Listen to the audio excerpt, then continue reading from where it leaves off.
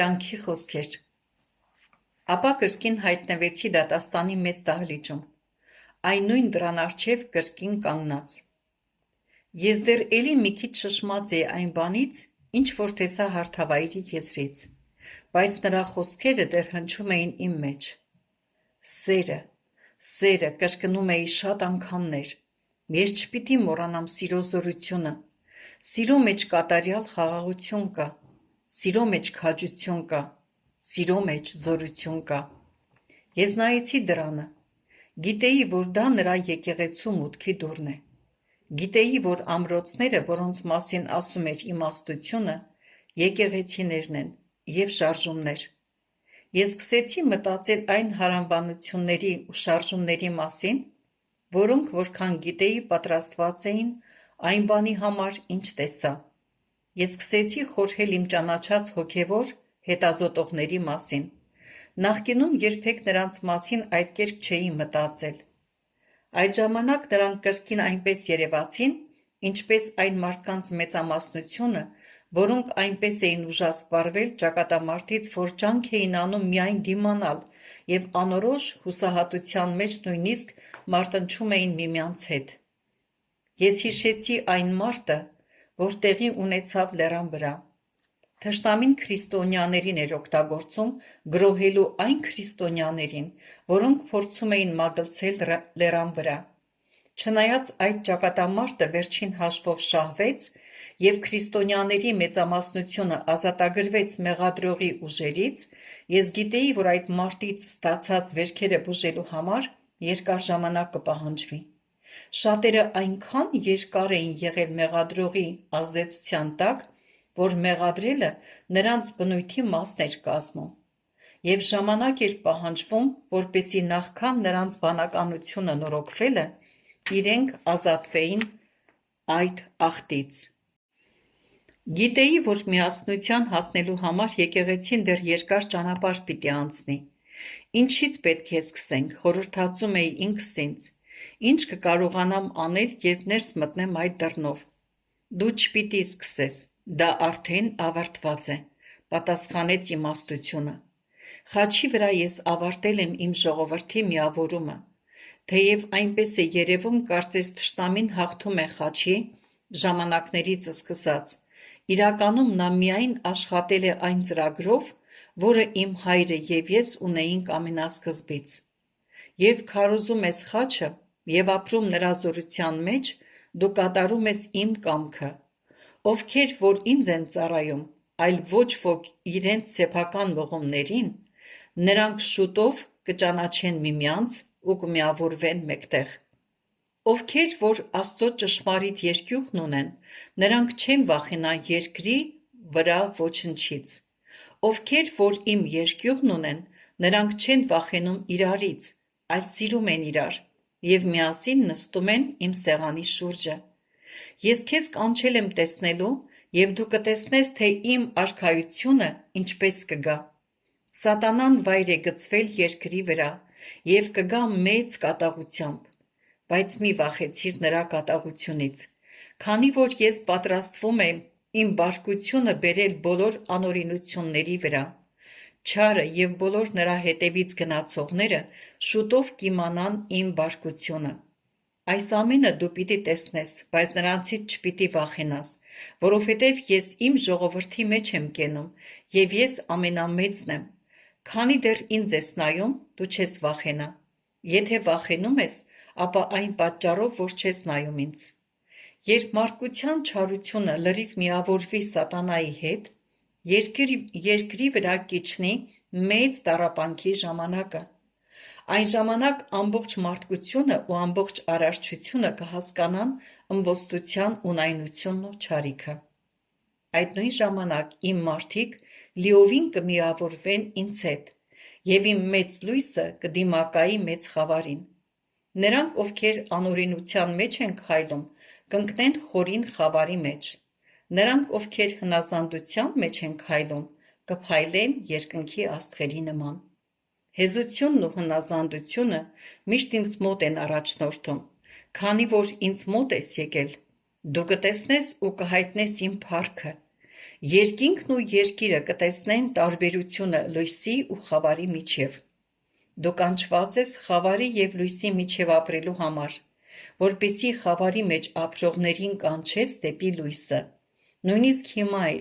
ես ոչ մեկի կորուստը չեմ ուզում։ Մեզ շրջապատող փառքի մեջ դժվար էր հիշել խավարն ու այն ահավոր դեպքերը, որոնց ականատեսը հենց նոր եղա։ Ես խորհրդածում էի այն տարբերության մասին, որ կար նրա փառքի և մարդկային նույնիսկ ամենամեծ վայելչության ու փառքի միջև։ Ինչ ակնհայտ է մեր ոչնչությունը, մորմոքվեցի ես, եթե ամբողջ մարդկությունը միայն պատկերացում ունենար քո դատաստանի մասին, շուտով կզղջար։ Տեր, ինչու դու քեզ միայն ցույց չես տալիս աշխարհին, այնպես, որպեսզի ոչ ոք չկարողանա համակերպվել չարության հետ։ Ոչ ոք չէր ընտրի չարությունը, եթե կարողանային տեսնել քեզ այնպես, ինչպես դու կաս։ Ինձ ես կհայտնեմ, երբ սատանան լիովին իրեն բացահայտի, ես ևս ինձ կհայտնեմ աշխարհին։ Այժմ սատանան հայտնվում է ընկած մարդկանց միջոցով, իսկ ես կհայտնվեմ ի վերուստ ծնվածների միջոցով։ Այդ ժամանակ աշխարհը կտեսնի ինձ, ոչ միայն իմ փառքը, որ ունեմ երկնքում, այլ նաև այն, թե ինչպես է իմ փառքը դիմակայում խավարին։ Իմ փառքը ավելին է, քան այն, ինչ տեսնում ես այստեղ։ Այն իմ բնույթն է։ Երբ իմ բնույթը ես հայտնեմ իմ մարդկանց մեջ, դրանից հետո ես կվերադառնամ այն փառքով, որ այստեղ ունեմ։ Մինչ այդ ես փնտրում եմ նրանց, ովքեր իմ հետևից կգան, ինձ սիրելու ու ճշմարտությունը սիրելու պատճառով, այլ ոչ թե միայն այն պատճառով, որ սիրել են այս փառքն ու զորությունը։ Նրանք, ովքեր ընտրեցին հնազանդությունը, երբ ամբողջ աշխարհը անհնազանդության մեջ է, արժանի են լինելու իմ ժառանգորդները։ Նրանք արժանի կլինեն թագավորելու ինձ հետ, տեսնելու իմ փառքը և կիսելու այն։ Դա նրանք են, որ ապրում են ոչ թե իրենց, այլ ինձ համար։ Այդ եղբայրներից ամենամեծերից ոմանք հայտնի կլինեն։ Նրանք կկանգնեն ճշմարտության համար, ընդդեմ ամենամեծ խավարի։ Նրանք ամուր ու անսասան կմնան մեծագույն փորձությունների մեջ։ Ես քեզ բերեցի այստեղ, և ես քեզ ուղարկում եմ ետ, որպեսզի քաջալերես նրանց կանգուն մնալ և չթուլանալ իրենց մոտալուտ փրկության ընթացքի մեջ։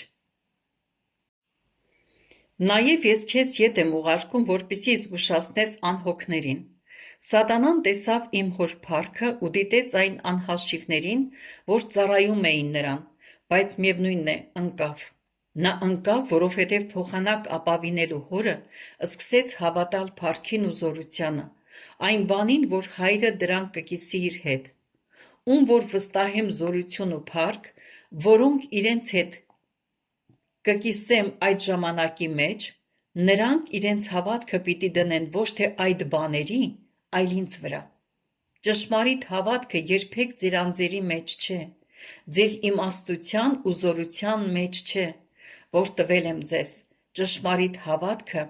իմ մեջ է գտնվում։ Մինչ աճում ես ճշմարիտ հավատքի մեջ, որ ինձանում է գտնվում, դու կաճես ինձանից կախվածության մեջ և ավելի ու ավելի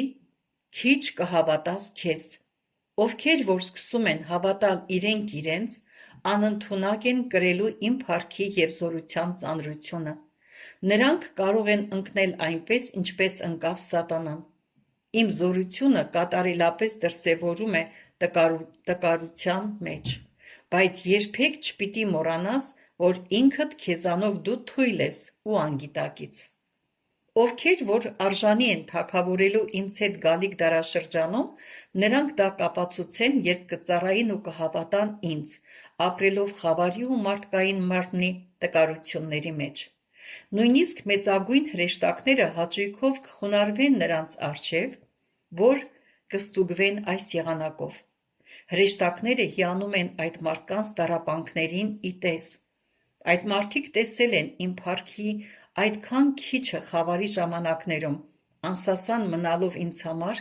և իմ ճշմարտության համար։ Նրանք արժանի են կոչվելու իմ եղբայրները և իմ հոր որդիներն ու դուստրերը։ Երկրի վրա ճշմարտությունը հաճախ թվում է թույլ ու հեշտ հաղթահարելի։ Ովքեր որ այստեղից են նայում, նրանք գիտեն, որ իմ ճշմարտությունը ճիշտ հաղթանակում է։